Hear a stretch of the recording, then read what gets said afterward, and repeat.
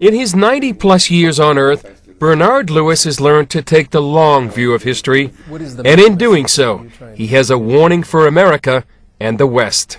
The main message that I'm trying to communicate is that we are engaged in a struggle comparable with the two great struggles of the 20th century against Nazism and against Bolshevism, and that it would improve our chances of winning if we understand who we are and who they are and what it's all about. Lewis says the struggle is between Islam and Christendom, two worldviews that contend that theirs is the one true faith. And while millions of secularists in America and Europe fail to see that they're actually involved in such a conflict, the nature of the fight is crystal clear for radical Islamists like Osama bin Laden. And where you have two religions with the same self-perception, the same sense of vision, the same historical background, in the same geographical area, a conflict was inevitable. And the conflict has been going on for more than 14 centuries. Crusade and counter-crusade and jihad and counter-jihad, and conquest and reconquest, sometimes one side winning, sometimes the other side winning.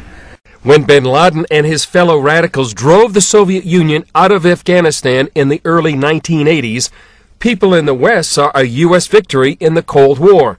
But the Islamists saw it as the defeat of one of two major Christian powers. And now the only obstacle that remains to the worldwide triumph of Islam is the United States. So that is the next target. And that is very clear. Many Americans compare the war against radical Islam in Iraq and elsewhere with the Vietnam War. But Lewis says that's the wrong way to look at it. The difference is that the Vietnamese did not follow us here, except perhaps as refugees seeking asylum. These people will. I mean, they were already here before this happened.